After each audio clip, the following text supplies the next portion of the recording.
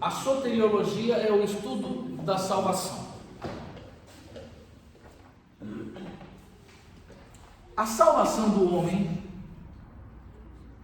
ela não começa efetivamente naquilo que nós sempre achamos que é a principal discussão das vertentes teológicas de Calvino e Arminio, que é sobre a predestinação.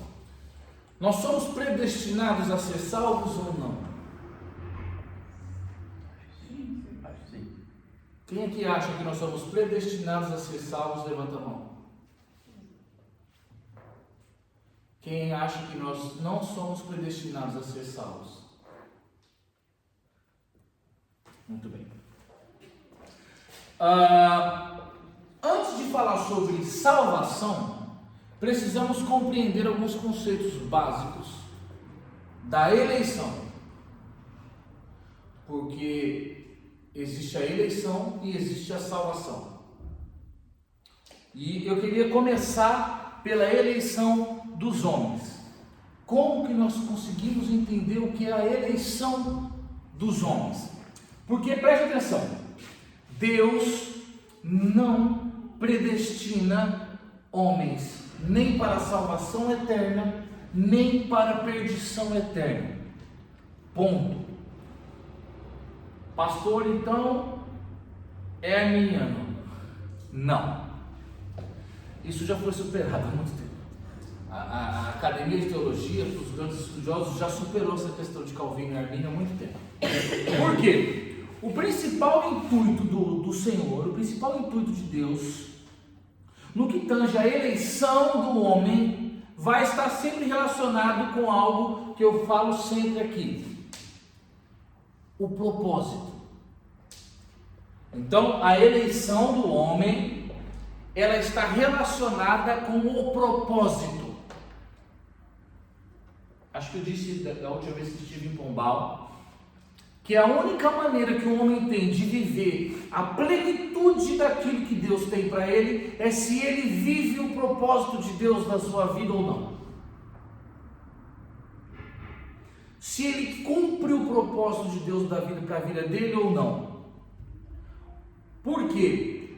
Deus, preste atenção, ele vai predestinar homens para cumprir o propósito deles. Predestinar não significa sacramentar. Preste atenção, quando a gente fala em predestinar, não significa que aquilo vai efetivamente acontecer. Então, Deus, ele predestina homens. Deus, quando criou os homens, predestinou-os a cumprirem com os seus propósitos. É mais ou menos assim: eu crio vocês e eu confio que vocês vão cumprir o propósito. Por isso eu predestino vocês, ou seja, eu predestino. Então eu digo: olha, eu crio você, está aqui o seu propósito, vá para trás dele e eu confio que você vai cumpri-lo. Essa é a posição de Deus na eleição dos homens. Eu sei que vocês estão meio confusos, porque são termos que vocês talvez ainda não tinham certa familiaridade com eles, mas em breve vai ficar claro. Então, somente, preste atenção, somente com o poder onisciente de Deus é que Ele pode nos predestinar a ser eleitos e automaticamente cumprir com os nossos propósitos. Porque Deus sabe que você pode cumprir o teu propósito. Quem nunca disse: olha, Deus não dá a cruz que você não pode carregar? Ou seja, Deus, quando Ele gera os espíritos, quando Ele gera o homem, quando Ele gera o homem dentro dele, porque a Bíblia vai dizer isso, que Deus gera os espíritos dentro dele, Ele automaticamente os predestina para um propósito que Ele sabe que eles podem cumprir. É mais ou menos assim: olha, eu gerei Priscila agora, e eu vou predestiná-la a cumprir o propósito XYZ, não sei qual, porque eu sei que ela vai cumprir. Eu sei que ela pode cumprir. Aleluia. Agora, ela cumpre ou não, já não diz respeito a Deus. Porque tudo que Deus faz, Ele compartilha conosco. Ele quer que nós façamos parte daquilo junto com Ele. Então Ele predestina, Ele pré-encaminha, só que Ele não vai caminhar por você. Amém? Até aqui?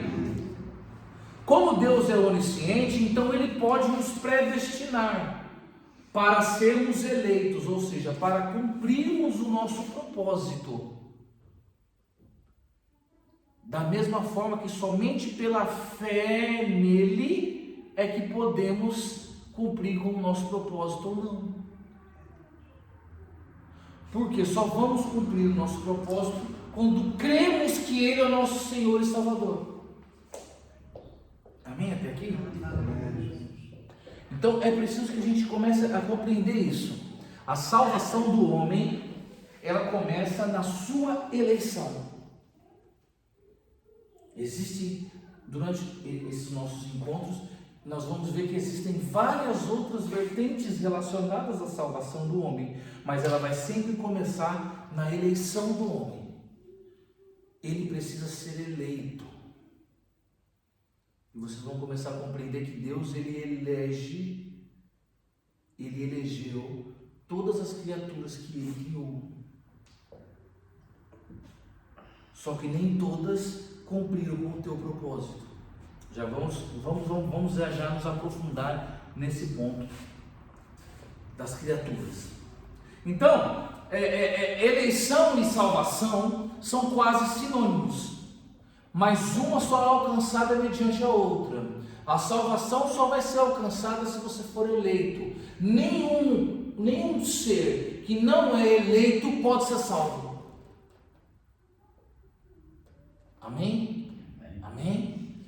Eu vou falar de novo porque isso é importante. Nenhum ser que não é eleito pode ser salvo. A salvação e a eleição, elas são quase sinônimos, mas elas dizem respeito a coisas completamente diferentes. Ou seja, o homem, ele é predestinado a ser eleito. É mais ou menos Deus dizendo assim: eu confio em vocês. Vocês vão chegar lá. Só que Ele não nos garante isso. O homem é predestinado a ser eleito. Ele não é predestinado a ser salvo. Deus não quer que nenhum se perca. Só que Ele não pode predestinar ninguém à salvação, porque senão, cadê o seu livre-arbítrio? Amém? Se Ele predestina você para ser salvo, e aquilo que mais importa nessa vida é você decidir se você vai ser salvo ou não, se você vai querer morar com Deus ou não, Ele não pode te predestinar para isso, porque senão, e aqueles que vão para o inferno, que foram predestinados a serem enviados para o inferno por Deus, então Deus manda pessoas para o inferno? Amém? Amém? Só que o detalhe é o seguinte: Deus, Ele predestina todos à eleição. Ele confia que todos vão ser eleitos, mas o homem pode rejeitar essa eleição. É mais ou menos assim: olha, eu confio que você vai correr, eu sei que você vai correr e vai vencer a corrida, mas você pode caminhar. E você não vai vencer a corrida nunca caminhando, porque outras pessoas vão correr. Ele confia em você. Ele sabe que se você correr, você vai vencer. Só que se você pode correr ou não. Você pode sentar. Você pode ficar parado. Você pode não fazer nada. Ele confia que você vai ser um grande evangelista, que você vai trazer muitas pessoas para Cristo. Mas você pode não fazer isso. Você pode não falar de Jesus para ninguém. É a sua opção. E isso não define se você vai ser salvo ou não, é se você vai para o inferno ou não. Amém até aqui? Amém até aqui? Amém. Você já vai começar a fazer sentido. Mas vamos focar aqui na eleição do homem. A eleição do homem. Quando que essa eleição começou a ser preparada? Bom, nós já sabemos que o homem é predestinado a ser eleito. Mas quando que isso começou? Alguém tem um palpite? Quando que a predestinação da eleição do homem começou? Quando que Deus predestinou os homens a serem eleitos? Depois do pecado. Quem mais? Quando aceitaram Jesus. Quem mais?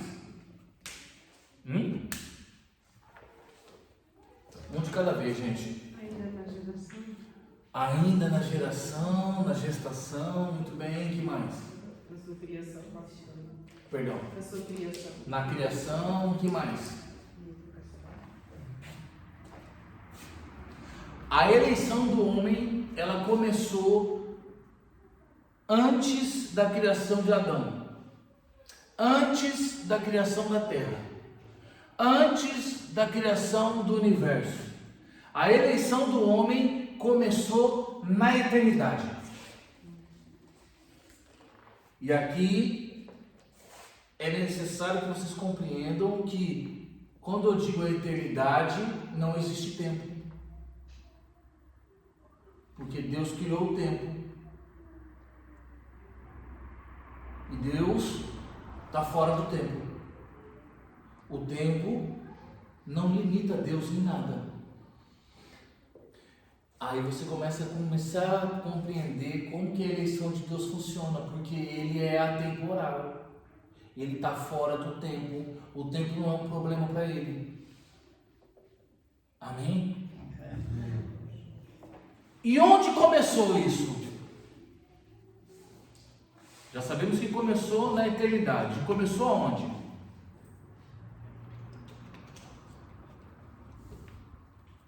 Um de cada vez. Antes da criação do mundo. Antes da criação do mundo, mas onde? No jardim do Éden. No jardim do Éden, que mais? Quase, é quase isso. Deus implantou no coração do homem a eternidade. Foi desde o início, mas foi depois de ter sido expulso o querubim ungido. Não, porque foi antes, foi na eternidade, foi antes da criação da terra, foi antes da criação de Adão, foi antes da criação do universo. Foi na eternidade, não existia nenhum universo. Onde foi? Foi quando Deus disse para... Onde? Deus disse para o Filho e para o Espírito Santo: façamos o homem à nossa imagem e semelhança. Um pouquinho antes.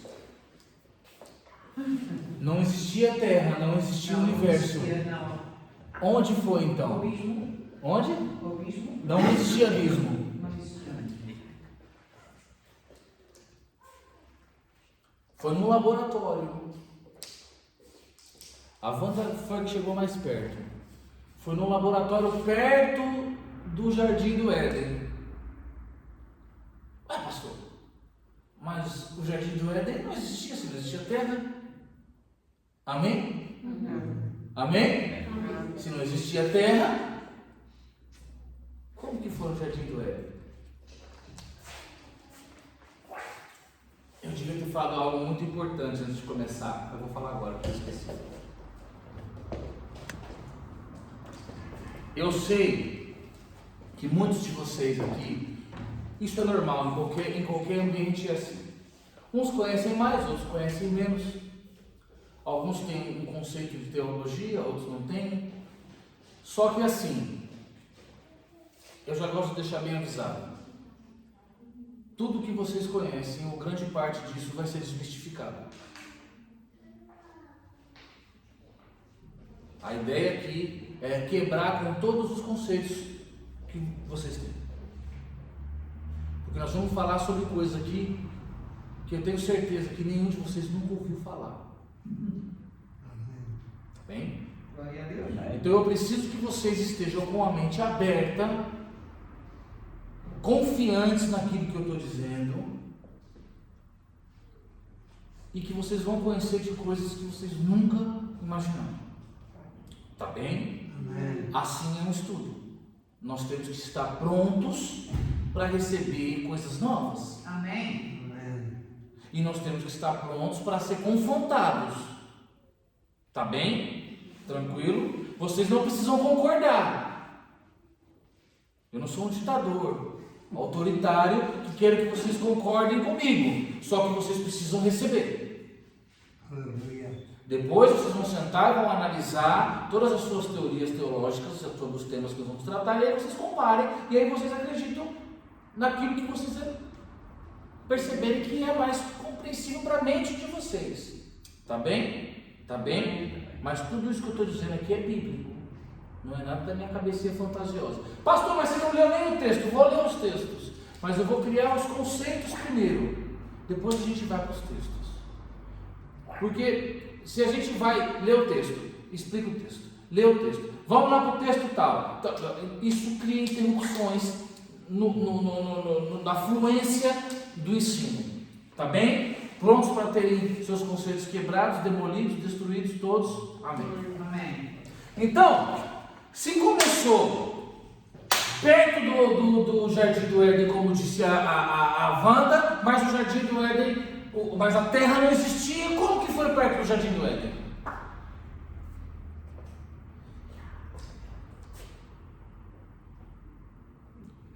Aprendam.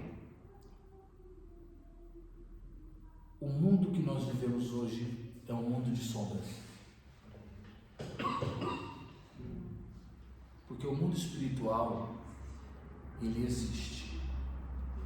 E o mundo físico também existe.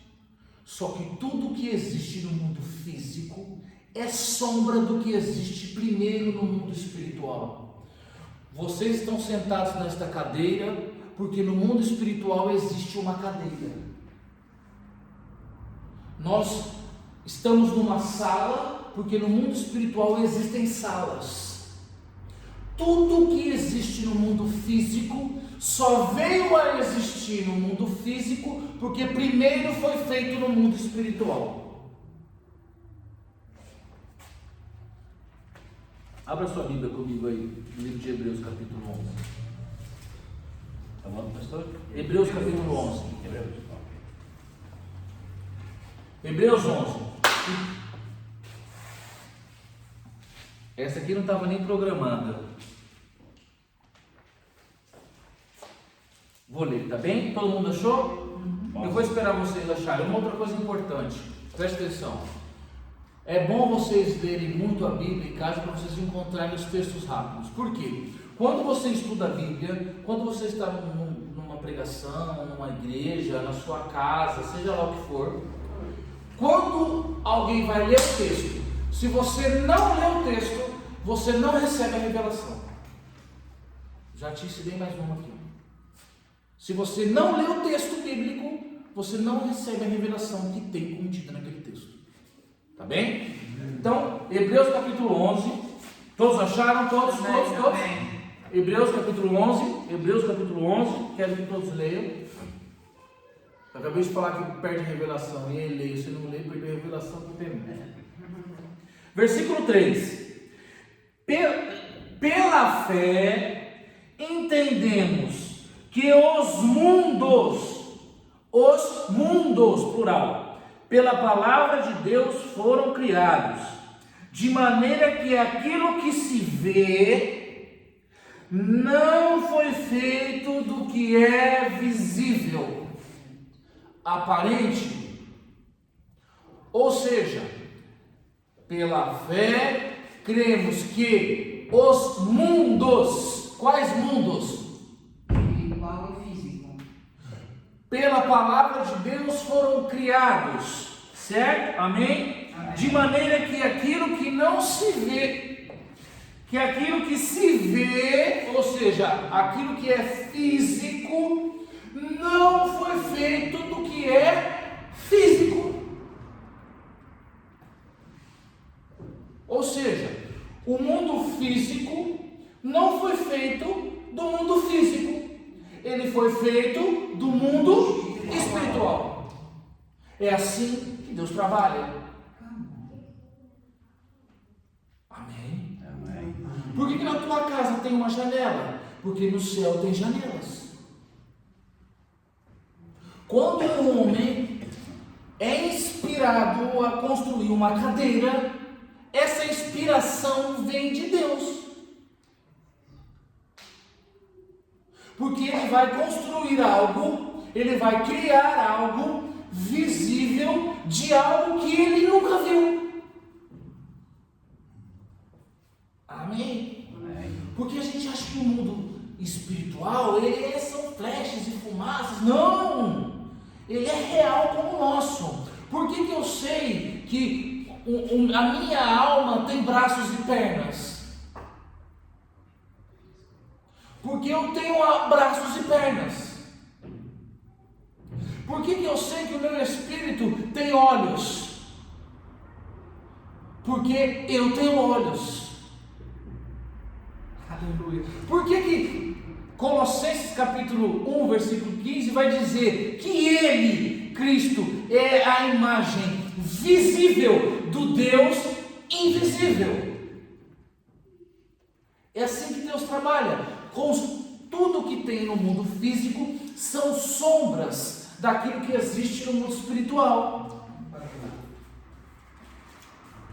Ficou convencido? Sim. Volta lá em Hebreus capítulo 8. Passa 2 páginas.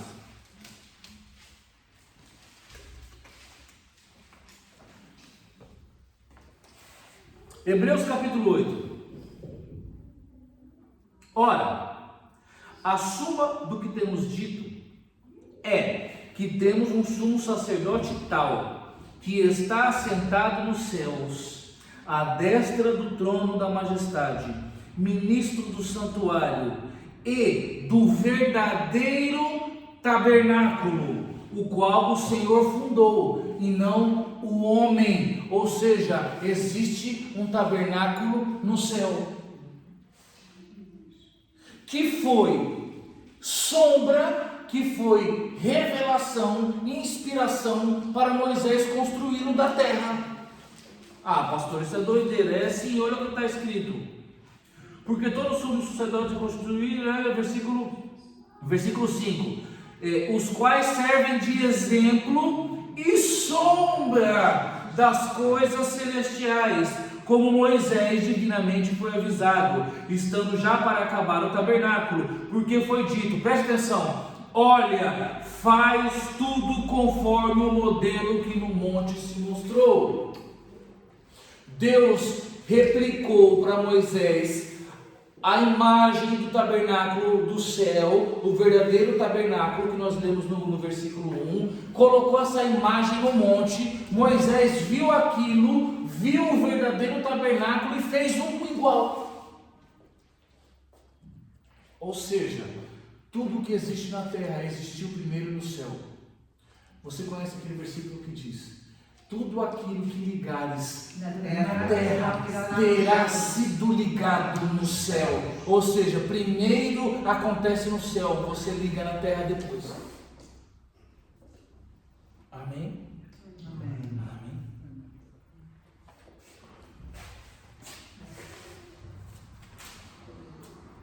Vamos voltar, porque ainda estamos tentando entender onde que é que Deus nos elegeu. Não existia terra, não existia mundo físico. Para resumir, não existia mundo físico.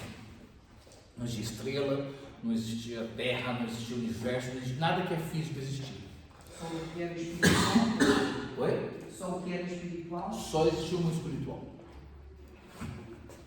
E a Wanda disse que foi no Jardim do Éden. Então, se existia um Jardim do Éden no mundo físico, logo, antes dele existir,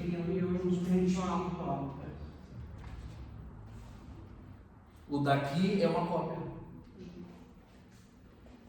Se existia, vai abrir aí Apocalipse 11. Se existia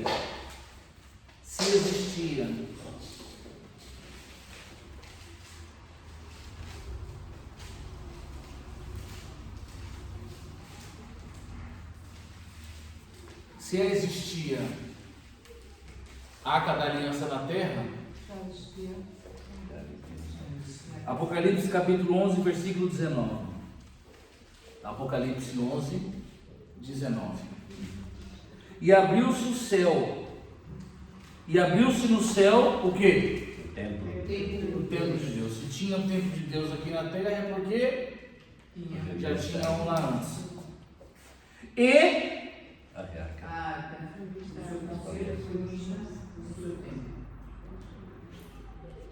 consegue compreender que tudo acontece primeiro no céu.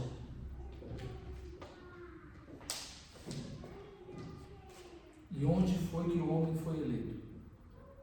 No céu. Qual céu? Próxima aula. Anotem aí. Anotem aí. Aline, vou deixar a Aline para me ajudar. Próxima aula vamos falar sobre os 3 céus. No céu. Existem 3 céus.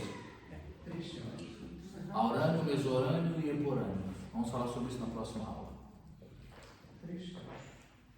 Então, onde se deu a eleição do homem? No vale do Éden original. No céu. No terceiro céu.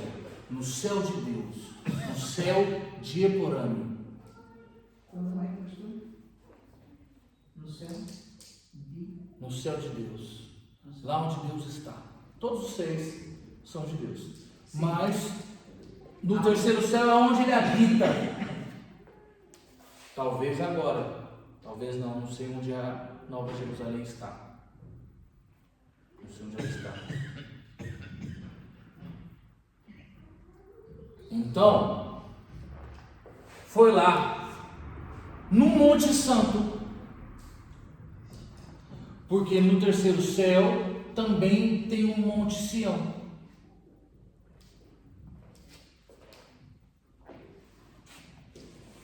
E no monte eu queria desenhar. Talvez isso aqui a gente consiga. Tem um quadro? É pequeno? Eu vou lá. Você vê para mim, por favor? Porque o que acontece? Preste atenção. Na eternidade, antes do mundo físico existir, amém?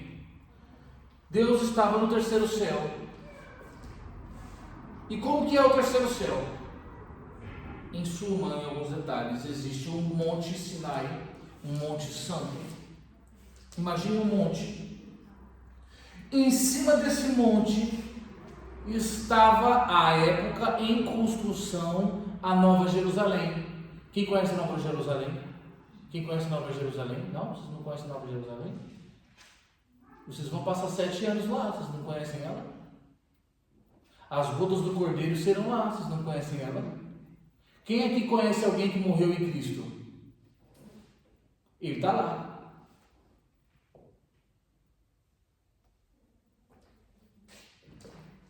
Quem aqui vai morar no céu? Quem vai morar no céu, levanta a mão. Vocês vão morar com quem lá? Com Jesus. Eu vou morar aqui nessa terra. Também. Obrigado. Pode deixar, pode deixar.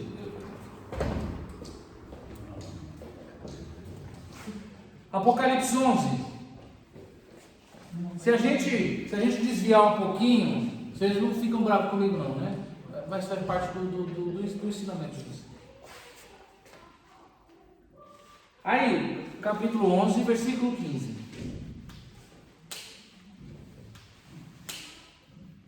E o 7º anjo tocou a sua trombeta, e houve no céu grandes vozes que diziam: os reinos do mundo vieram a ser de... E ele reinará para todo... Jesus vai reinar aqui na terra. Vocês vão morar com quem lá no céu? Vamos morar aqui na terra depois. Tem uma música muito famosa no Brasil que era assim: ainda bem que eu vou morar no céu. Quem já ouviu essa música? Do Lázaro? Sabe nada de teologia, porque ele vai morar no céu, não? O reino de Cristo vai ser na terra. E nós cantamos aqui, não vai ficar nenhuma pedrinha, onde é que você vai morar? Eu vou morar com Jesus lá no céu. Amém. Eu não, eu vou morar com ele aqui na terra, porque o que a Bíblia diz é que ele vai reinar aqui. Eis que vi novos céus E nova terra. Ele vai fazer uma nova terra para quê? Para os salvos. Para ele, com os salvos. Amém. Então, como é no céu? Vocês não reparam não no desenho, né? Eu vou fazer assim, porque assim vocês conseguem compreender mesmo. Você não leva uma cadeira? Oi? Olha por cima de uma cadeira. Não pode ser assim rápido. Então aqui são águas, amém? Sim. Águas, muitas águas. E aqui tem uma praia, uma espécie de praia. E aqui tem o Monte Santo, amém? Em cima do monte é Nova Jerusalém, ela é quadrada. Ela é quadrada, a Bíblia diz que ela é quadrada. E ela tem 12 portas, parecem pérolas em todos os lados. E aqui tem um rio, ela sai água daqui do rio, e esse rio faz assim, ó. E deságua aqui nessas águas. E isso aqui vira um enorme oceano, amém? Amém. E aqui existem árvores, muitas árvores. É o conhecido jardim. E aqui, nessas árvores, existem congregações angelicais. Amém? E aqui tinha uma bolinha. Logo a gente vai falar sobre essa bolinha. Deixa que vocês venham contemplar. Lá naquele vale do Éden original, próximo do Monte Santo, aconteceu algo fundamental para a eleição do homem ali. Quem sabe o que é? Quem acha que é alguma coisa?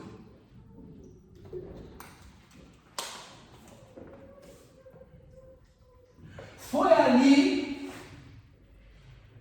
que um senhor chamado o Luzeiro, o portador da luz, era o gerente.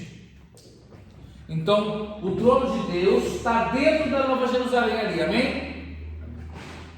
Porque a Nova Jerusalém é uma cidade enorme. O trono de Deus está lá dentro.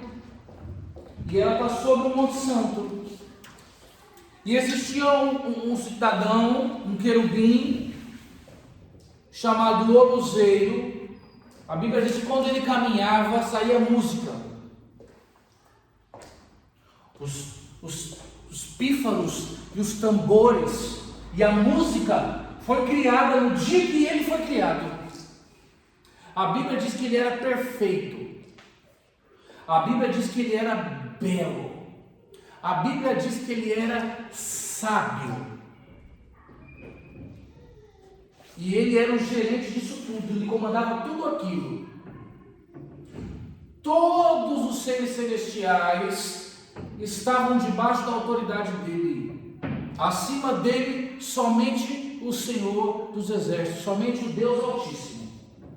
Você conhece ele chama o Luzeiro. O nome dele é o Luzeiro. A Vulgata Latina vai traduzir o nome dele como Lúcifer, o portador da luz. Então, para você compreender, Deus, quando ele se move, ele pode caminhar, ele pode voar, ele pode chamar um querubim e voar nas asas desse querubim, como ele já fez. Só que na maioria das vezes, quando Deus quer se movimentar, ele vai com o trono e tudo. E o que é o trono de Deus? Não tem espaço para desenhar ali. O trono de Deus, imagina, é uma plataforma de vidro enorme, quadrada, E em cima dessa plataforma tem um trono. Naquela época existia somente um trono. Em volta 24 anciãos.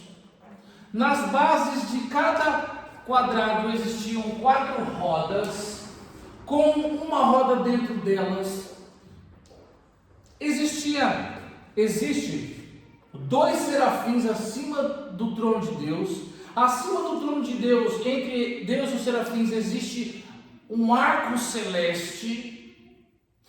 Amém até aqui? Na frente dele existem 2 querubins que tampam com 6 asas, 2 tampam os seus olhos, 2 eles voam e 2 eles cobrem os seus pés. Esse é o trono de Deus. Embaixo tem um mar de vidro, um mar de cristal, e um incenso e pedras afogueadas. Esse é o trono de Deus. A essa época não existia o arco celeste. Por quê? O arco-íris. Arco celeste. Porque Noé não tinha, nem existia ainda. nunca mais iria destruir a terra. Noé não existia ainda. Por isso ainda não tinha arco. Por que o trono de Deus passa a ter arco? Ou melhor, por que aqui na terra passa a ter arco? Porque já existia. Como no céu. E Deus, quando disse para Noé, olha só, veja o arco celeste. Todas as vezes que você olhar para ele, você lembrarás que eu nunca mais destruirei o homem com água. Então Deus também tem um arco para ele olhar e lembrar que ele nunca mais vai destruir a humanidade com água. Então, como tem um no trono, também tem um aqui. Então, nessa época não tinha um arco. E só tinha um trono. Quantos tronos? E quem estava sentado nesse trono? Deus. Vamos começar a ser técnicos aqui agora. Neste trono estava sentado o ancião de dias. Anotem aí seus cadernos. Ancião de dias. Já vou dar a tarefa de casa para vocês. Vocês vão pesquisar esses nomes na Bíblia Sagrada depois. Ancião de dias. Você conhece ele por um dos seus nomes, ou por uma das suas alcunhas. Você conhece ele como Pai. Ele é o Pai. É o Deus Espírito, de João 4:24. Ele é a pessoa do Pai. É o ancião de dias. E nesse trono não sentado, no trono de Deus, estava ali também o Espírito de Elohim. Você conhece vulgarmente como o Espírito Santo. Amém? Você vai conhecer ele agora corretamente como a segunda pessoa da divindade. Porque a segunda pessoa da divindade não é do jeito que você aprendeu lá na Crisma. O Pai, o Filho e o Espírito Santo, não. A segunda pessoa da divindade é o Espírito Santo. Porque a essa época, o Verbo, o Filho, ainda não havia se manifestado. Ele era um mistério escondido. Como é que tinha? Oi? Elohim. O Espírito de Elohim. Elohim. E-L-O-Y-H-I-M. Elohim. É o Espírito de Elohim. Elohim. Você conhece como Espírito Santo. E ele estava onde? Do trono. Estava no trono, Em que lugar? em cima. Embaixo do trono dele.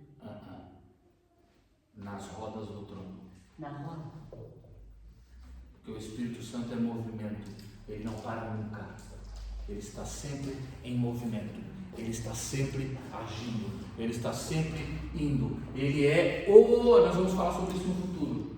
Não nesse estudo, talvez no futuro, se vocês continuarem. Ele foi o primeiro missionário. Foi o Espírito Santo. Então, lá dentro da Nova Jerusalém estava tudo perfeito. Deus, os 24 anciãos. Para que servem os 24 anciãos? Não vou dar tudo também na minha primeira aula, não. Não vou dar tudo na primeira aula. Não vou dar tudo, não. Não vou dar tudo. Tá bom, eu vou. Só se vocês pedirem. Fala, pastor, fala.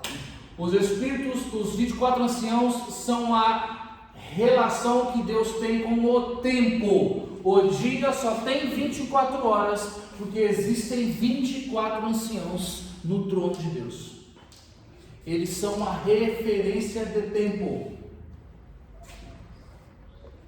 Da mesma forma como a árvore da vida é a referência de tempo, de ano, porque ela possui frutos todos os meses do ano. A árvore da vida produz 12 frutos. O ano só tem 12 meses, porque a árvore da vida tem 12 frutos. Apocalipse capítulo 21, depois você lê lá. Então, estava tudo bem ali. Amém? Até que o querubim. Então nós aprendemos que quando Deus decide ir para algum lugar, Ele vai controlar em tudo.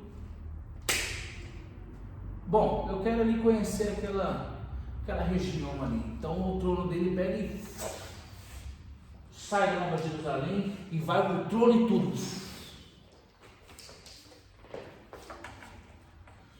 Mas, para que o trono dele movimente-se, é necessário pedras afogueadas. As pedras afogueadas movem o trono de Deus. Amém? E essas pedras afogueadas são produzidas onde? Elas eram produzidas nas congregações angelicais. Amém? Então ali existiam. Meus amados, por que vocês acham que a igreja é dividida em congregações? Acho que isso é invenção humana.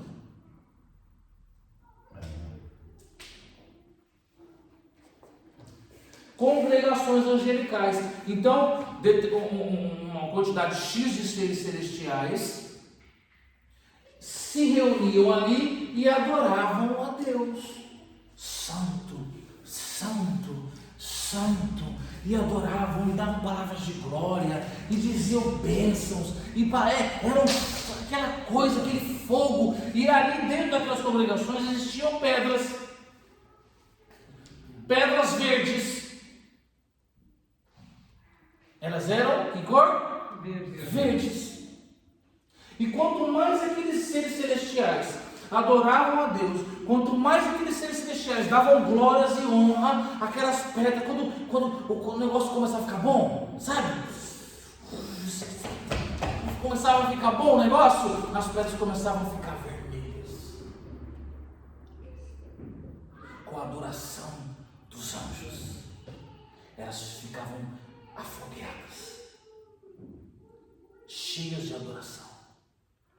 Então, automaticamente vinha outros seres celestiais, pegavam essas pedras e subiam pelo Monte Santo, e subiam, levavam essas pedras até debaixo do trono de Deus e lançavam essas pedras lá embaixo do trono de Deus. E aí aquela fumaça subia. Então o trono se movimentava. Amém? Amém. Agora você vai entender por que Pedro vai falar que nós somos como pedras vivas, pedras afogueadas. Glória a Deus. Amém? Então, essas pedras afogueadas, vermelhas, agora você entende por que o Urim e Tumim, que o sacerdote congregava dentro dele, era um verde e um vermelho. Essas pedras movimentavam o trono de Deus. Mas tinha um camarada ali que coordenava isso tudo.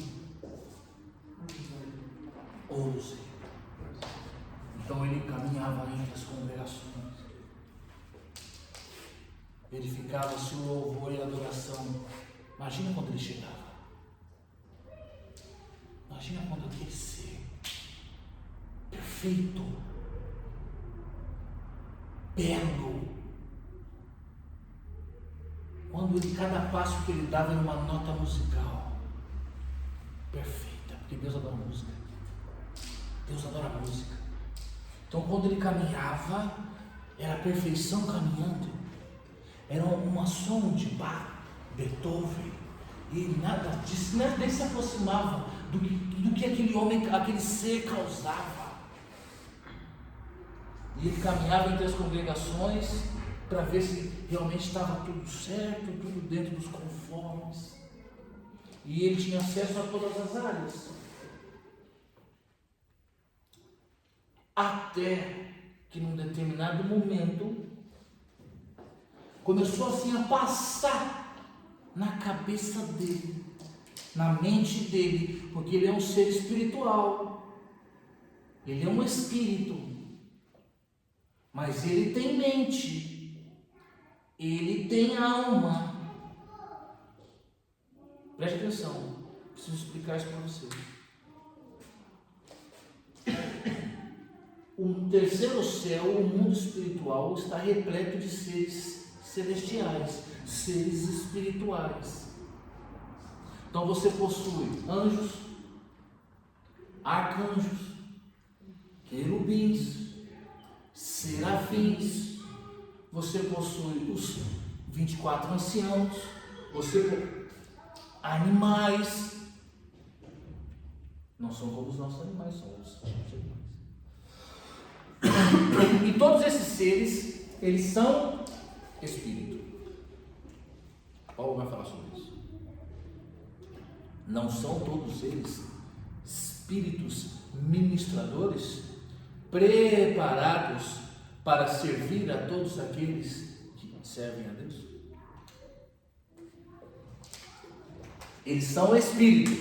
Então repita comigo: um anjo é um espírito que tem uma alma. Ponto. Ele é um espírito que tem uma alma. O que é uma alma?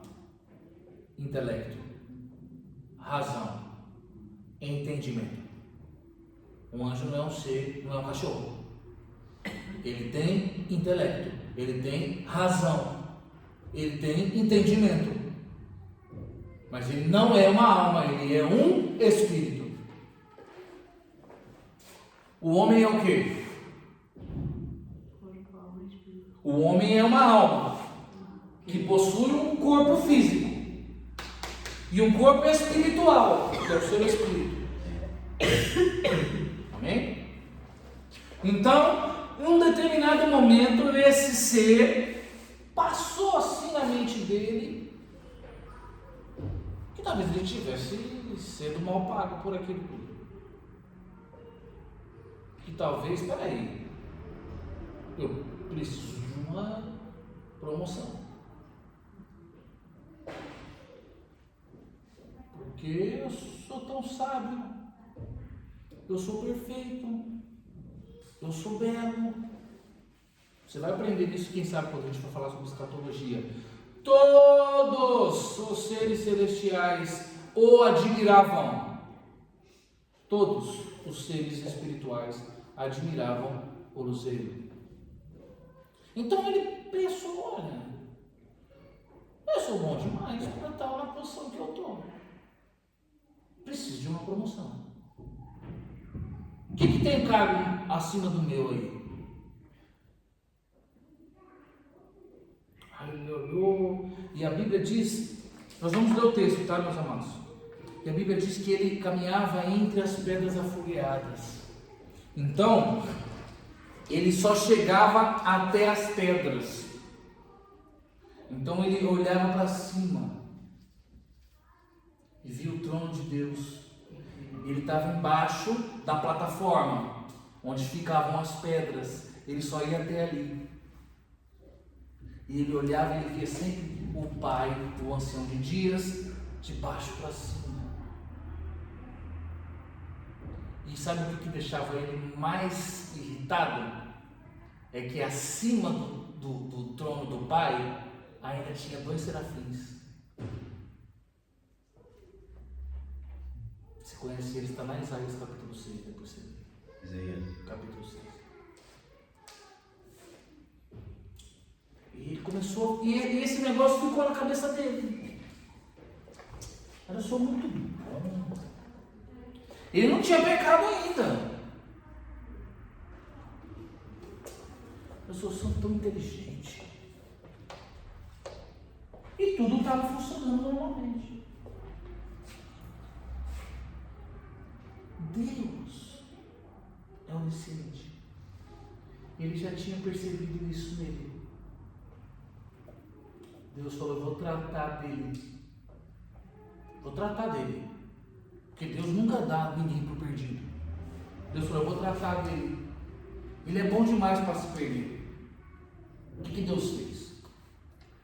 Deus falou: vou fazer o seguinte, Deus vai fazer aquilo que Ele faz conosco. Deus potencializou isso nele.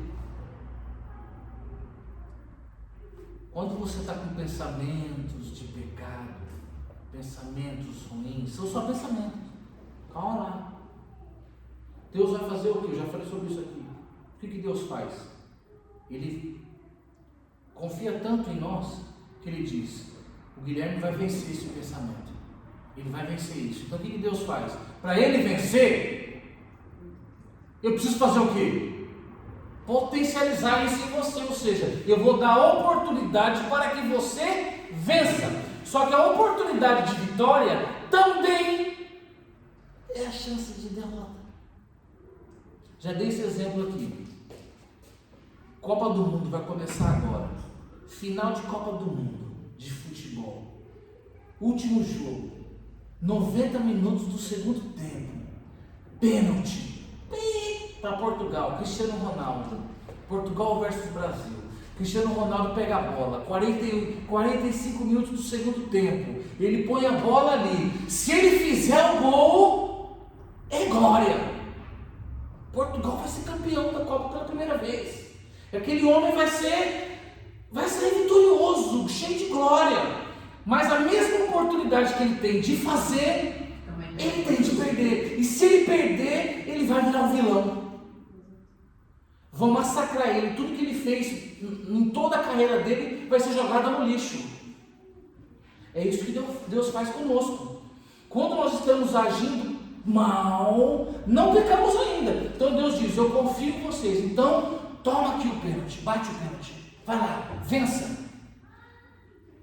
Nós temos que vencer. Então, por exemplo, vou falar de mim. Eu quando bebia, e quando eu decidi parar de beber, Deus sempre colocava à minha disposição bebida, para que eu não bebesse e saísse vitorioso. Mas eu poderia beber e sair derrotado. Amém? Deus fez a mesma coisa com o Cruzeiro. Falou: olha, eu não vou perder o meu gerente. Não vou perder, ele vai vencer. Por mais que ele seja belo, por mais que ele seja inteligente, por mais que ele seja perfeito, eu não vou perdê-lo. Então o que Deus fez com ele?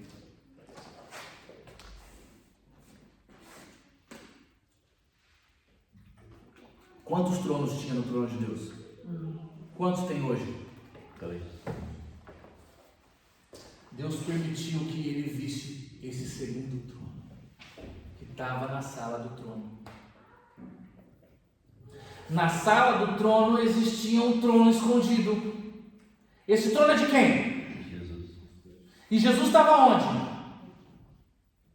Estava dentro de Deus.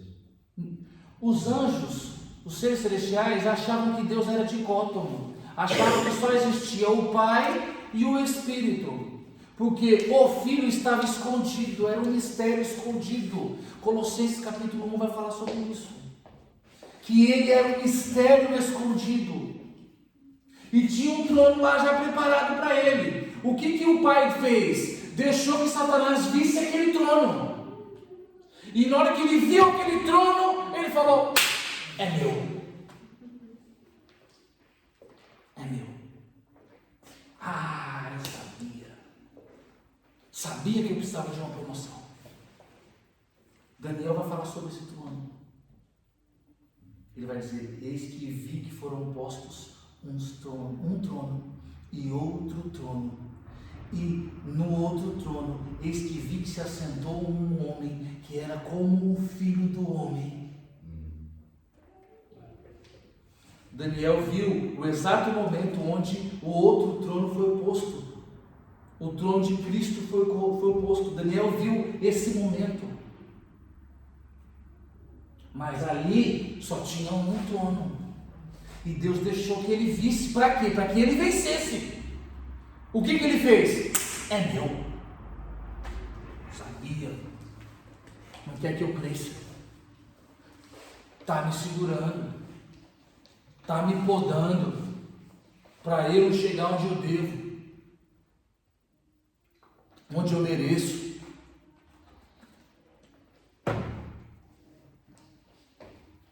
Só que tem um problema. Qual é o problema? Pergunte para mim, qual é o problema? Para eu movimentar esse trono, eu preciso de pedras.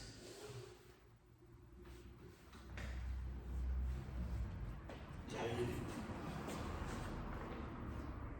E agora?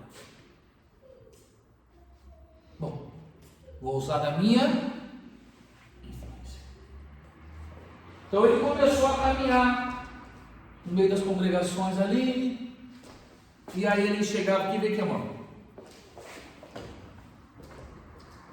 Tudo bem? Tudo bem? Eu vi que você é responsável por essa congregação aqui, né? Então, eu estou precisando de umas pedras aí, porque eu descobri um trono. Esse trono é meu, claro. Só que eu preciso dessas pedras. Então, assim, quantas pedras você sobe por dia, mais ou menos? 100? Então, vamos fazer o seguinte: coloca aí no seu relatório que você subiu 100, mas você dá 50 para mim. E aí, quando eu colocar o meu trono e for o maioral aqui, eu te coloco como meu braço direito. O que você acha? Tá, perfeito. E assim foi com 1/3 dos seres celestiais. Imagina esse homem, ele era sábio. Ele era, esse homem não, esse ser, ele era belo, influente, todos amavam ele. Então ele começou a fazer comércio com as pedras. Diz que sobe 10, mas deixa 5 aqui. E vamos fazer um negócio aqui. Ele começou a comercializar as pedras afogueadas. E os 24 anciãos olhavam aquilo e falavam: o que está acontecendo? Mais ou menos o que está acontecendo no Brasil, né? A gente está vendo aquela roubalheira, o Lula, ladrão sendo eleito, a gente fala: o que está acontecendo? Será que Deus não está vendo? E os 24 anciãos diziam: será que ele não está vendo? Será que Deus não está vendo o que ele está fazendo?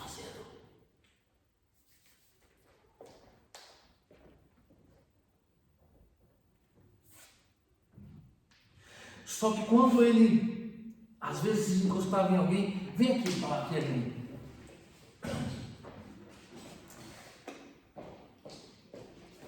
Aqui já se corrompeu essa aqui, né? Você não vai se corromper, tá? Ela é 1/3, você é 2/3. Então ele falava: então, o negócio é o seguinte: descobri um trono. Quando eu colocar esse trono lá, você vai ser terceiro do comando. Vamos? Não vamos. Não. O que aconteceu com ele? Ele começou quando ele não conseguia corromper alguém, ele se revoltava. Ele ficava irado. Porque 2/3 dos seres celestiais não caíam na lábia dele. Então ele começou a criar violência. Começou a ter violência no céu. Corrupção no céu. Ira. Porque ele estava irado. Porque alguns dos seres celestiais não caíam na lábia dele. Não queriam participar da profanação que ele preparava. Pastor, Mas como assim as pedras saem daqui? Tem o mundo espiritual, ele é místico. Repete isso que é importante. O mundo espiritual é místico, mas não é mágico. Ele precisa ser operacionalizado. Ele é místico, porque ele é espiritual, mas ele precisa ser operacionalizado como qualquer outro. Então ele começou a fazer negócio, ele começou a fazer comércio com as pedras, e quem não aceitava ele se revoltava contra aquele ser, e iniquidades começaram a existir ali no mundo santo de Deus, e aqueles que não aceitavam participar dessa profanação se perguntavam: o que Deus está fazendo? Por que ele não faz nada? Onde ele está? Ele passa tão pouco tempo aqui agora. A gente quase não vê ele mais no trono. O Luzeiro já estava dizendo assim, a Bíblia não diz isso, mas penso eu, ele dizia: olha só, ele nem está aí mais, eu que estou aqui, ele passa mais tempo fora do que aqui, onde ele está?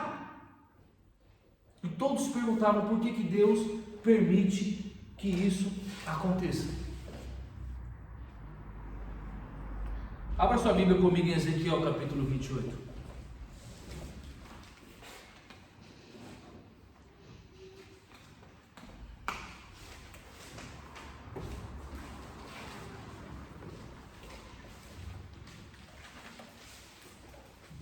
Ezequiel 28.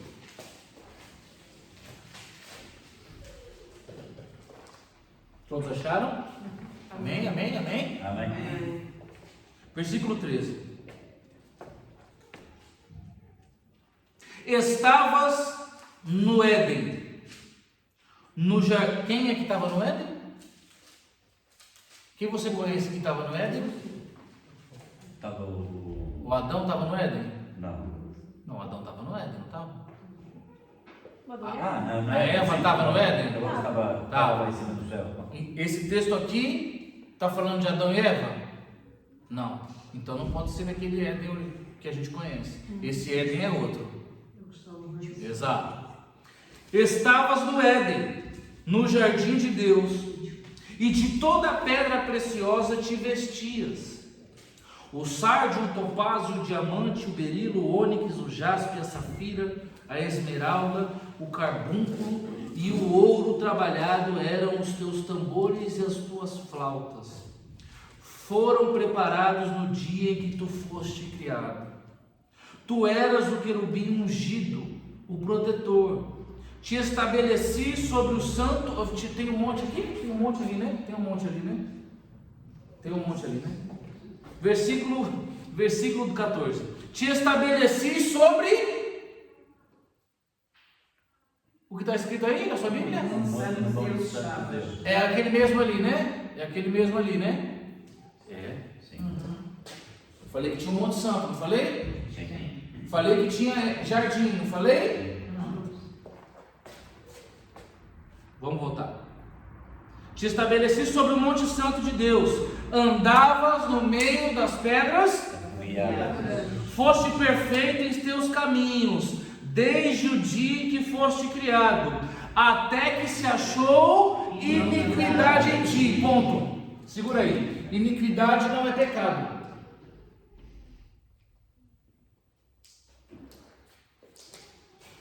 A Bíblia vai dizer que iniquidade é diferente de pecado. Depois a gente fala sobre isso. Então, ele era, olha só, perfeito foste em teus caminhos. Ele era perfeito em todas as atitudes que ele tomava, desde o dia em que foste criado, até que se achou iniquidade em ti. Olha só, olha aqui, preste atenção, versículo 16. Pela multidão do teu comércio, o teu interior se encheu de violência. Então,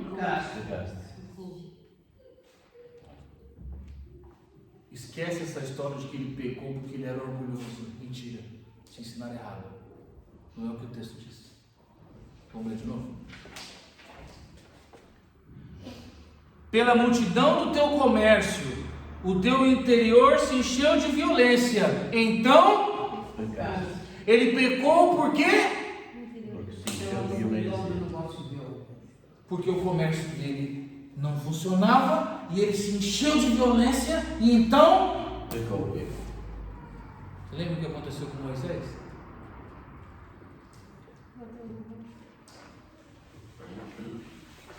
Quando você se enche de violência, você geralmente peca. Você vê que a Bíblia Sagrada não vai dizer que ele pecou antes, quando ele cometeu iniquidade, vai dizer que ele pecou depois.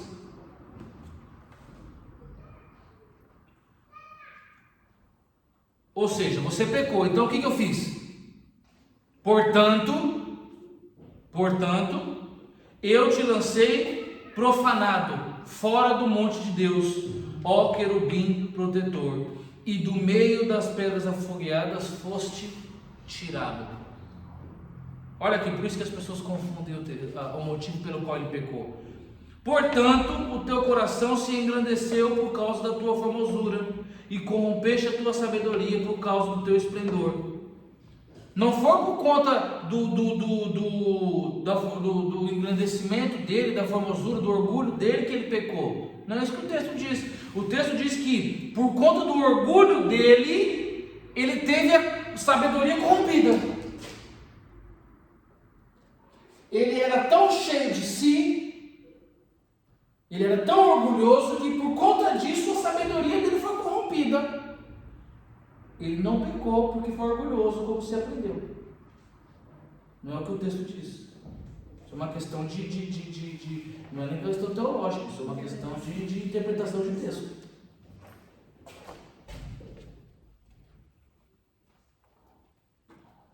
Por isso te lancei por terra. Está gravando, né? Por isso te lancei. Lançou na terra ou por terra? Na terra ou por terra? Na terra ou por terra? Então por que você acha que ele está na terra?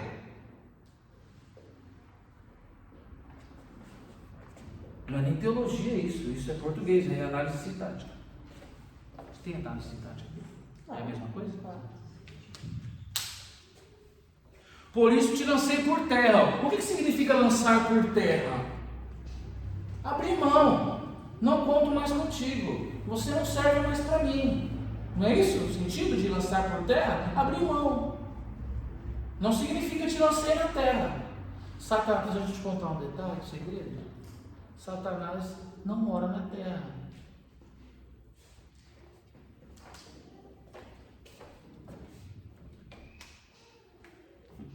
Só até aqui. Olha aqui, versículo 18, que beleza. Pela multidão das tuas iniquidades e pelas injustiças do teu comércio, profanaste as tuas congregações. Na sua Bíblia está santuário? É. É a mesma coisa. Tem congregação ali? Tem, né? Tem monte, tem jardim e tem congregação. Amém? Por isso, suscitei um fogo do meio de ti, para te consumir e te reduzir a cinzas sobre a tua terra, à vista de todos os que te contemplam.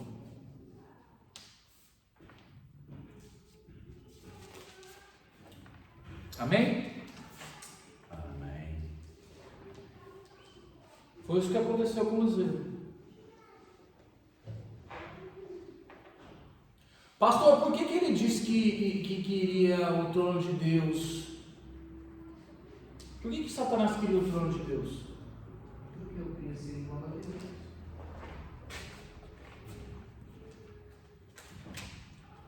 Satanás nunca quis o trono de Deus.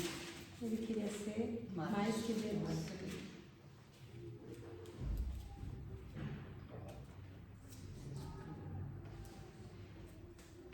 Isaías capítulo 14.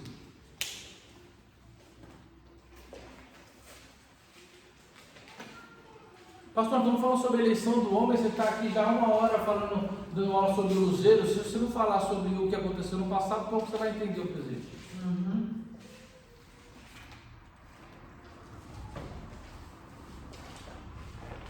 Todo mundo achou Isaías 14? 14, 5. Amém.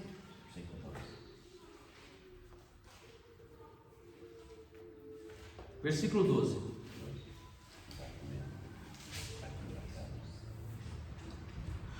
Todos acharam 12? Como caíste do céu, ó luzeiro da manhã, estrela da alva. Quem está escrito estrela da alva? Da manhã.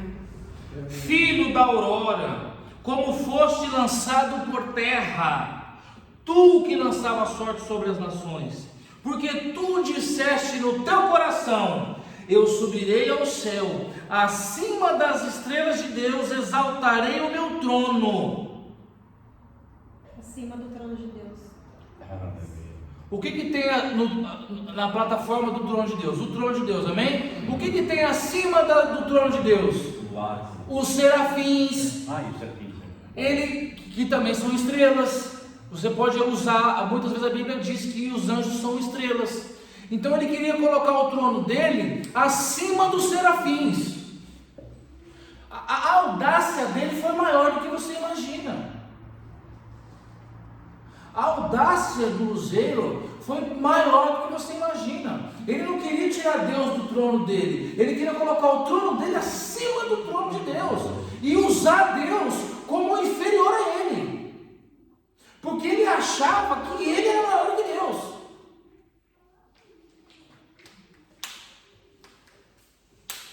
Para de achar que ele é bonzinho. Ele é mau pra caramba. Verdade? Porque o mundo pintou um Satanás, um Lúcifer, mais ou menos feio. Às vezes até legalzinho. Tem até aquela série, o Lúcifer, que ele é o dono de um bar. E que ele é um cara super despojado.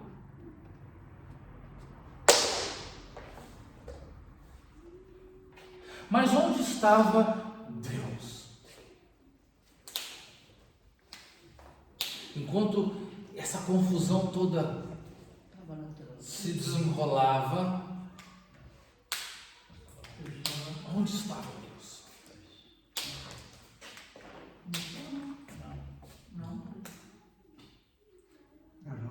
Ele estava no seu laboratório.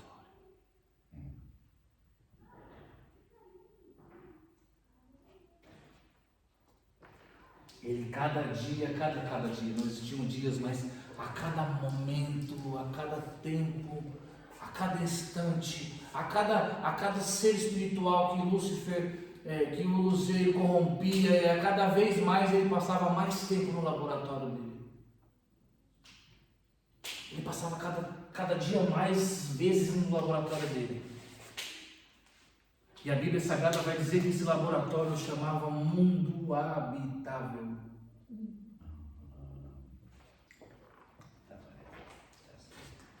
E o que Deus fazia nesse laboratório? O que o pai, o ancião de dias, fazia nesse laboratório? Ele dava continuidade à obra criadora.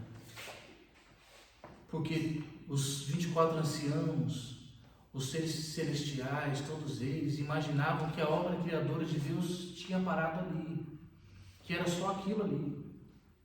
Só que ele nunca tinha terminado. Ele ainda estava criando, porque ela não tinha sido finalizada ainda. Deus estava estabelecendo algo. Está vendo o mar ali? Ele tinha planos para aquele lugar ali.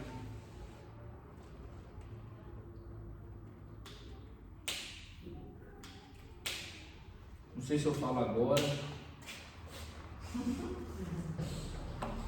Separei essa Bíblia. 2 Pedro, capítulo 3.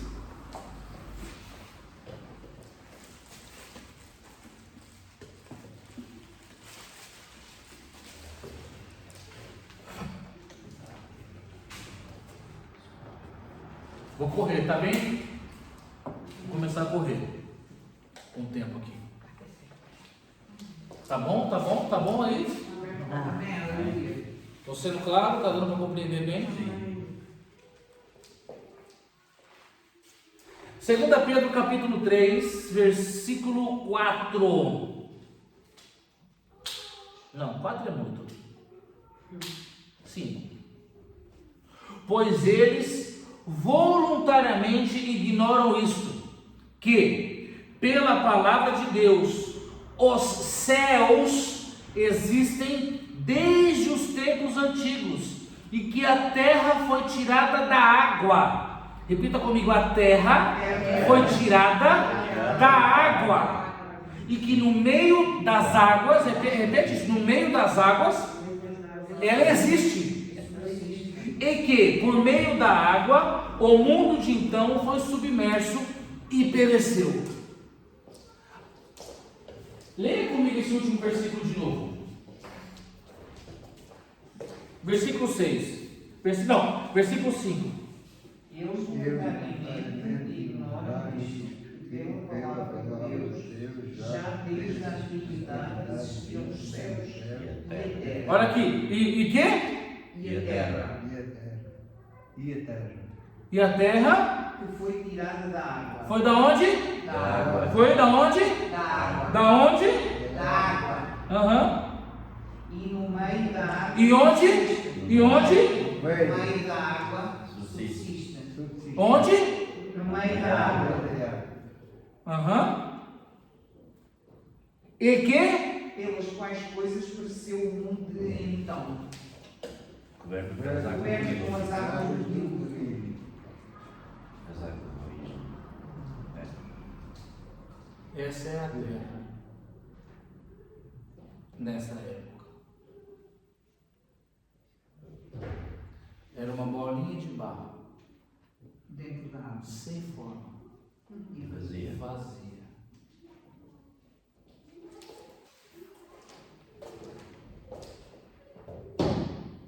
Mas muita coisa vai acontecendo. Deixa a nossa bolinha ali. Amém. Deus então passava cada vez mais tempo no seu laboratório, preparando o mundo habitável, planejando o mundo habitável, criando o mundo habitável. Aleluia. É por isso que ele passava cada vez menos tempo lá.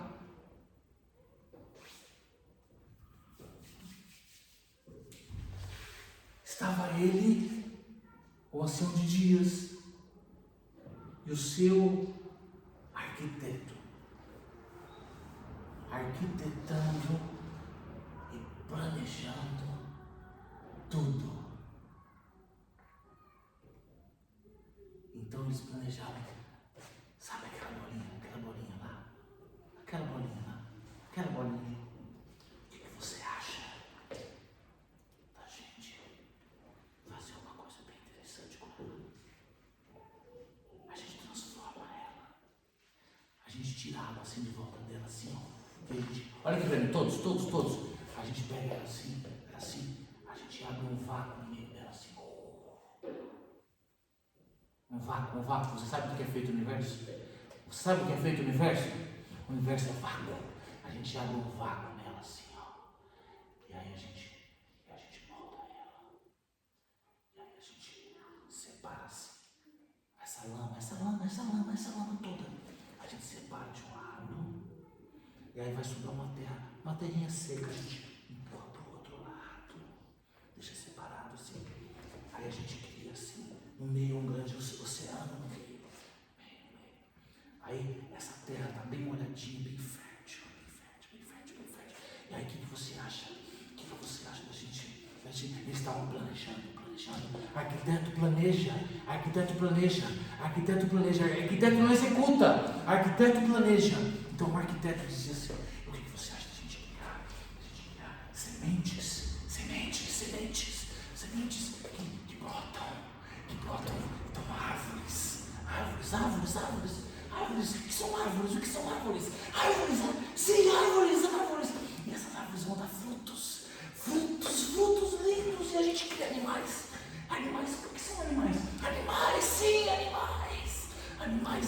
você. Mas antes a gente precisa criar gás. Vamos criar gás. Vamos criar gás. E a gente coloca gás no meio desse vácuo. A gente coloca gás e eles vão explodir. E eles explodem em megatons. E eles explodem. E a gente pode dar um nome para esses gases de estrelas. A gente pode dar um nome de estrelas. E eles vão explodir. E vai ser lindo, vai ser como fogos de artifício. E a gente cria gás, a gente cria água. Água, por que a gente cria água? A gente cria água, H, hidrogênio, mais oxigênio, água.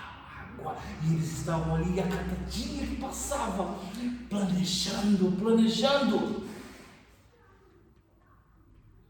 Mas não saía nada no papel. Eles estavam planejando. Eu imagino que era um brainstorm.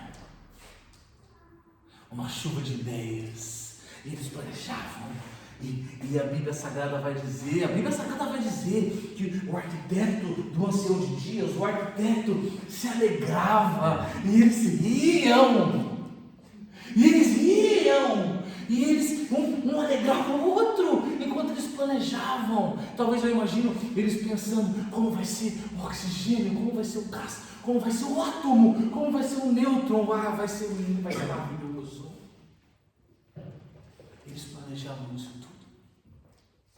E depois que eles planejaram cada detalhe de Gênesis capítulo 1, versículo 1, 2, 3, 4, 5, 6, todos os versículos do capítulo 1 de Gênesis. Então eles chegaram no versículo 26. E eles planejando isso tudo na mente deles. Ele falou, eu preciso fazer. Então esse, olha aqui. Ele disse, esse eu vou fazer com as mãos. E a Bíblia Sagrada vai dizer que o pai, que o Ancião de Dias, vem aqui, amor. Que o Ancião de Dias olhava para o arquiteto. Você não é arquiteto, peraí, fica parado. Esse ser aqui vai ter uma cabeça redonda. E aqui ele vai ter um bracinho. Ele vai ter um bracinho. Esse aqui eu vou fazer com as mãos. Esse aqui. É um protótipo. Isso eu vou fazer com as mãos. Ele tem 2 braços. Ele tem 5 dedos. E ele foi fazendo, pode sentar, bom. Ele foi fazendo, e aí ele girava assim, gira aqui um pouquinho, eu vou fazer isso. E ele faz uma perna, essa perna ficou maior, uma ficou maior que a outra. Não, esse é lixo, esse eu não quero, vou fazer outro. Vira assim, pega pra mim. Esse eu vou fazer assim, aqui. E esse braço, dá uma girada, isso, gira, ele tem uma perna. Esse tem um braço. Não, essa perna ficou mais curta. Não. Eu vou fazer outro. E ele foi fazendo protótipos.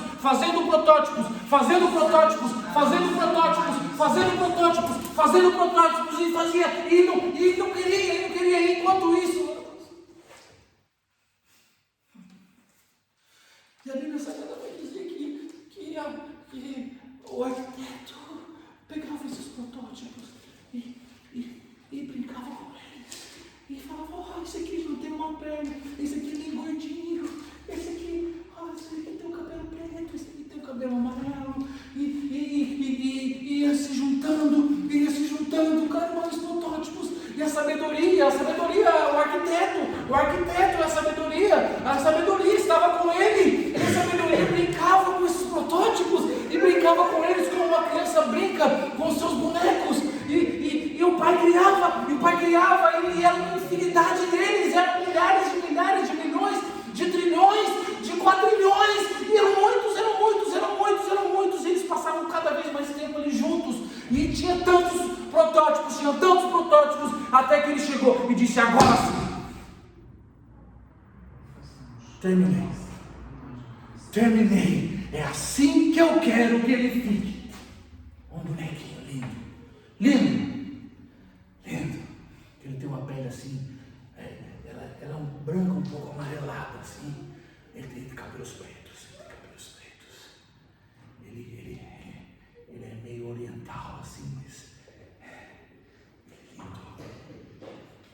lindo.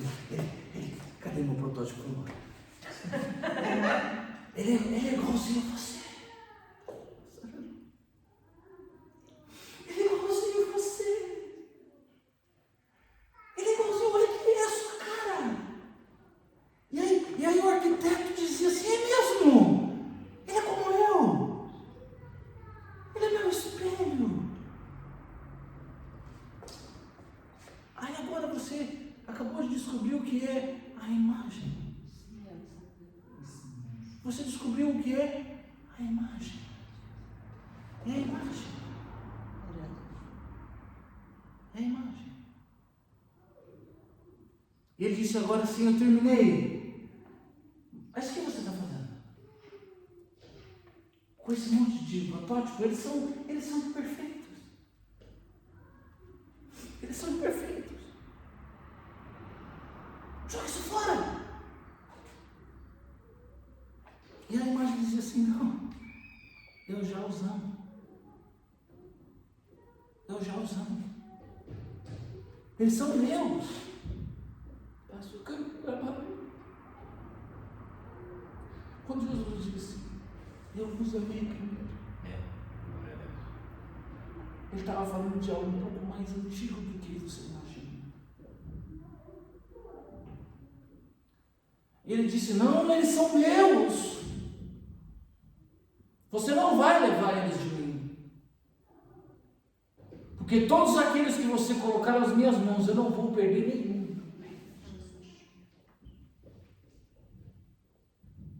O pai disse, então nós temos um plano para eles. Vamos elegê-los todos. São todos seus. Mas vamos criar um propósito para cada um deles. Nós temos certeza que eles vão alcançar o seu propósito.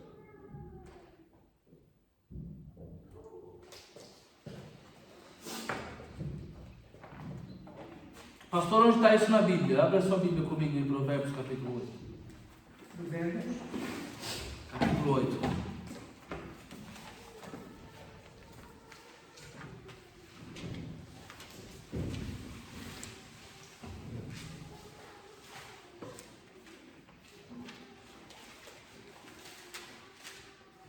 Aleluia.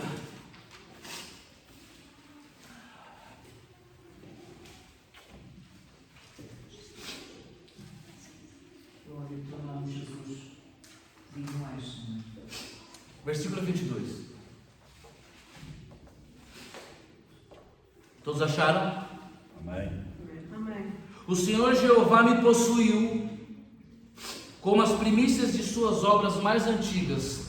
Marca aí na sua Bíblia, me possuiu. Escreva do lado assim para você pesquisar durante a semana. Pericorese.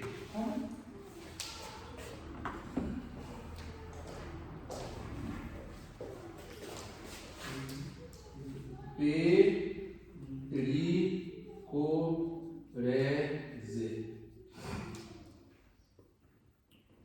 Você vai pesquisar durante a semana o que é pericorese.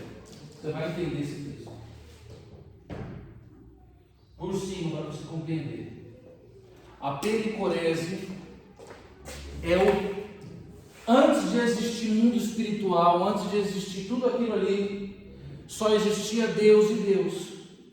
Durante toda a eternidade. Então a pericorese é o movimento que o Pai, o Filho e o Espírito fazia entre eles mesmos. Um dentro do outro, conhecendo o outro e passando por dentro do outro, e eles fizeram isso durante milhares e milhares e milhares de eras. Os três se conhecendo um ao outro. Por isso que Jesus vai dizer, eu e o Pai somos um. Aquele que está em mim é um com ele.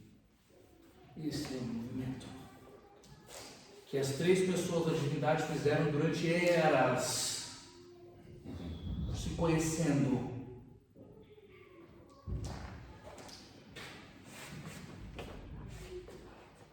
Agora se compreende o versículo 22. Me possuiu. Me possuiu. Então aqui ele vai falar da sabedoria. Mas quem é a sabedoria? A pessoa do Filho. Por quê? Preste atenção. Durante todo o Antigo Testamento, você vai ver a ação da pessoa do Filho em vários momentos. Amém? Amém. Porque a pessoa do Filho, o Verbo, é Deus. E Ele é eterno, Ele sempre existiu. Só que Ele se manifestava de várias formas. Nesse caso, como a sabedoria. Ele se manifestou como a nuvem no deserto. Ele se manifestou como a nuvem, a coluna de fogo. Ele se manifestou como a pedra no deserto. Por que Moisés não pôde ver a terra prometida? Não, porque ele feriu a rocha, e a rocha é Jesus.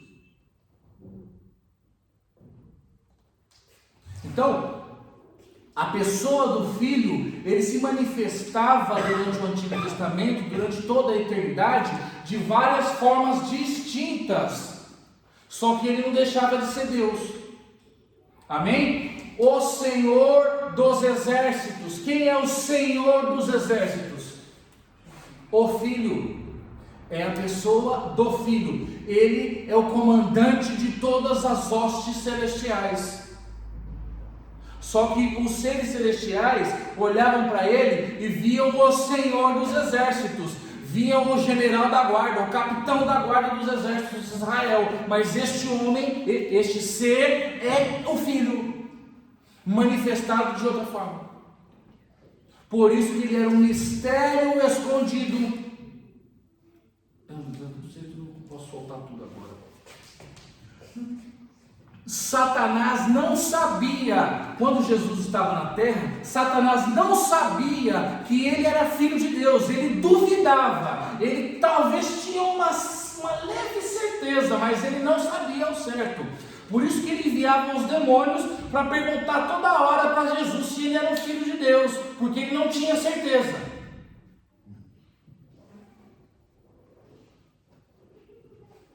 Mas tem textos no Novo Testamento que o demônio sai e fala: eu sei bem quem tu és, ó Filho do Deus Altíssimo. Está jogando verde para colher? Ele não tinha certeza. Qual foi a primeira pergunta que Satanás fez para Jesus quando foi tentado no deserto? Mateus capítulo 4. Se tu és Filho de Deus.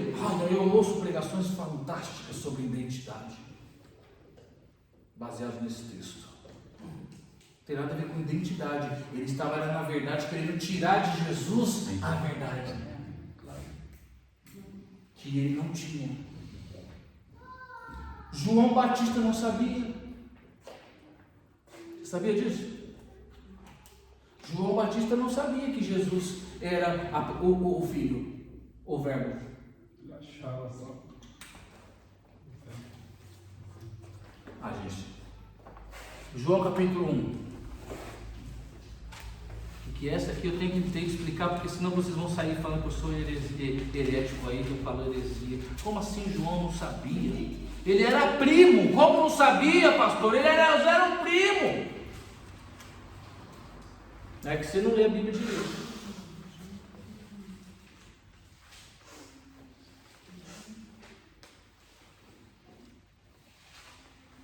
João capítulo 1, versículo 26, versículo 25.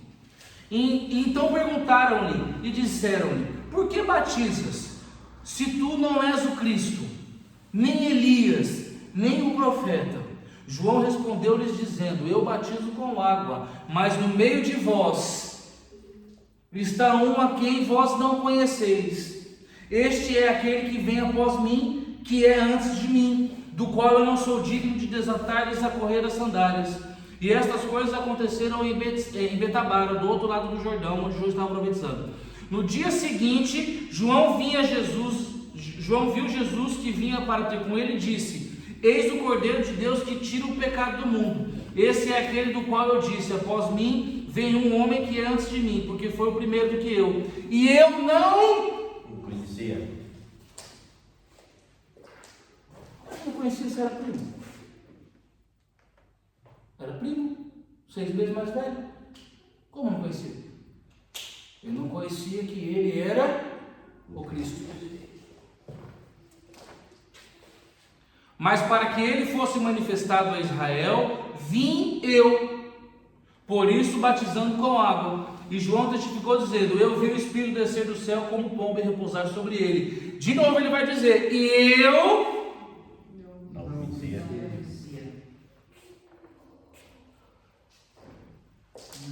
João tinha um motivo, um chamado. Qual era o chamado de João Batista? João tinha um chamado: batizar para encontrar o Cristo. Encontrar o Cristo. Por quê? Olha o que ele está dizendo. Ele disse aqui: eu não o conhecia, mas eu vi a pomba descer sobre ele. Então o que acontece? Jesus, o pai falou, olha, chamou João e falou: o negócio é o seguinte, você vai pregar e você, o arrependimento, e você vai batizar nas águas para encontrar o Cristo. Quando ele continua depois no texto aí: quando você vê o Espírito Santo descer sobre ele e ficar sobre essa pessoa, você vai saber que ele é o Cristo. Ele disse: por isso vinha eu batizando. Ele disse agora, por isso vinha eu batizando, para encontrar o Cristo. Ou seja, o chamado de João Batista era encontrar o Cristo. Para isso ele batizava e pregava o arrependimento dos pecados. Então ele pregava o arrependimento dos pecados. Então assim, eu preciso encontrar o Cristo, amém. Tá, como que eu vou fazer isso? Como que eu vou encontrar o Cristo? Batizando. Preciso batizar para quê? Para encontrar o Cristo. Por que eu vou batizar? Porque eu vou pregar o arrependimento. Então eu prego o arrependimento, as pessoas se arrependem e decidem se batizar. Aquela que eu batizar, o Espírito Santo descer e ficar, é o Cristo. Ponto. O chamado dele era esse. Então ele está pregando. Arrependei-vos, raça de víboras, não sei o quê. E as pessoas começam a se arrepender. Por quê? O intuito daquela pregação, daquele batismo, é encontrar o Cristo. Só que ele não sabia. Ele disse que eu não sabia, eu não o conhecia. Eu não sabia que o Cristo era Jesus. Por isso vim eu batizando. Até que o Espírito Santo veio em forma de pomba e repousou sobre ele. Está no texto seguinte que nós não lemos. Amém? Porque até Jesus, preste atenção, até Jesus, o Espírito Santo não fazia morada nas pessoas. O Espírito Santo não ficava nas pessoas. O Espírito Santo vinha, fazia o que tinha que fazer e saía. Foi assim com Saul, foi assim com Sansão, foi assim com Salomão, foi assim com todos os grandes homens, com Moisés. Com Moisés não, com Moisés foi um pouco diferente, depois a gente lê o texto. Com Moisés foi um pouquinho diferente, mas com Davi. Por isso que Davi vai dizer: uma coisa só eu peço ao Senhor, não retires de mim o teu Espírito. Por quê? Davi estava ali, então ele começava a tocar um salmo, e ele sentia a presença do Espírito Santo, ele se alegrava, mas daqui a pouco, ia embora. Era assim. Mas Deus disse: aquele sobre o qual o Espírito Santo descer e ficar, esse é o Cristo. Amém? O grande erro de João Batista foi esse. Por quê, pastor? Preste atenção. Já vou terminar, mais 5 minutos. Eu não o conhecia, versículo 33. Mas o que me mandou batizar com água me disse, preste atenção, sobre aquele que vires descer o Espírito e sobre ele repousar, esse é o que batiza com o Espírito Santo. E eu vi e tenho testificado que este é o Filho de Deus. Então ele só foi testificar que Jesus era o Filho de Deus depois que batizou Jesus e viu o Espírito Santo repousar e ficar sobre ele. O que João Batista tinha que fazer? O que os discípulos dele fizeram. Versículo 35. No dia seguinte, João estava outra vez ali, e 2 dos seus discípulos, e vendo passar Jesus, disse: Eis o Cordeiro de Deus. E os 2 discípulos ouviram dizer isto e seguiram a Jesus. Mais para frente você vai ver que João Batista vai fazer o quê? Seguir. Não, ele vai pregar na cidade. Ele pregava no deserto. E as pessoas iam ter com ele no deserto. Quando ele encontra o Cristo, no dia seguinte Jesus passa por ele. Os discípulos de João seguem Jesus e ele faz o que? João vai para a cidade. Ele não tinha mais que pregar, ele não tinha mais que batizar, ele tinha que ter seguido a Cristo, mas ele vai pregar na cidade. O que acontece com ele? Vai preso e depois tem a cabeça degolada. Falando sobre eleição, vou pegar um gancho aqui com João Batista, porque eu nem tinha preparado isso. Para a gente finalizar a aula de hoje. João morreu antes da hora. João tinha que ter seguido a Cristo depois que o chamado dele foi finalizado. Ele tinha um chamado. Qual era o chamado dele? Encontrar o Cristo e depois segui-lo. Tanto é que Jesus só vai começar o ministério dele depois que João Batista morre. Porque Jesus não sobrepõe ministérios. Jesus vai esperar João Batista terminar o ministério dele para começar o dele. Porque Jesus não avança no tempo dos outros. Só que João Batista devia ter parado e ter seguido a Cristo. Então Jesus ia começar o ministério dele com o seu profeta.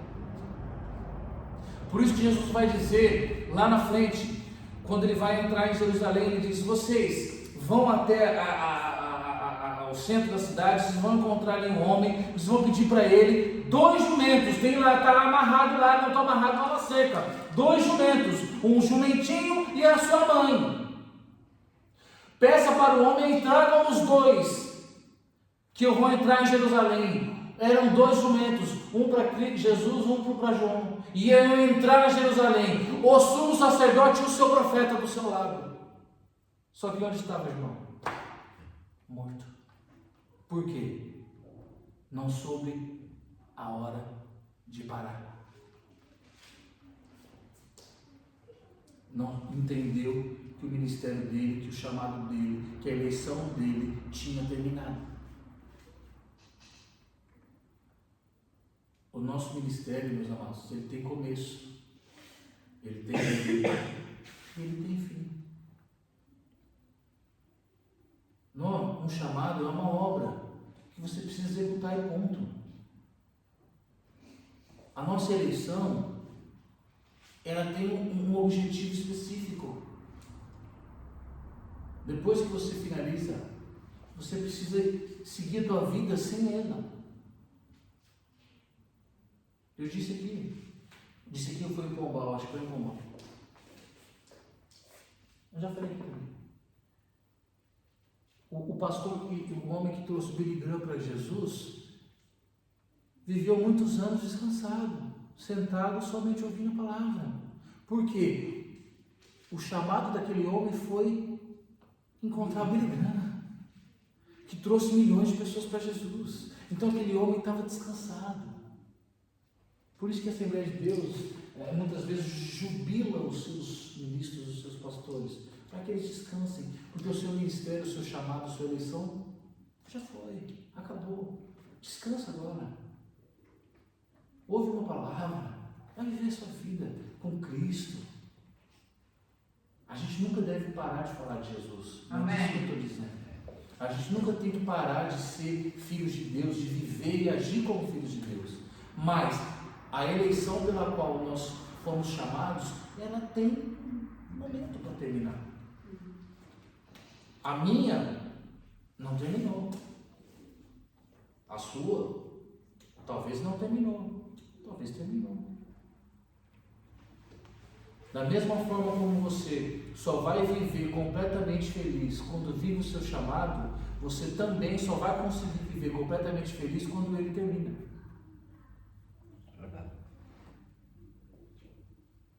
Porque você tem certeza que tudo que você tinha que fazer para Jesus, você já fez. Imagina que maravilha. Você fala, olha só, Jesus, aquilo que a gente combinou lá no céu, eu terminei. E eu termino esse estudo, vou até fechar a Bíblia aqui, colocando uma pulga na tua orelha. O seu chamado, a sua missão,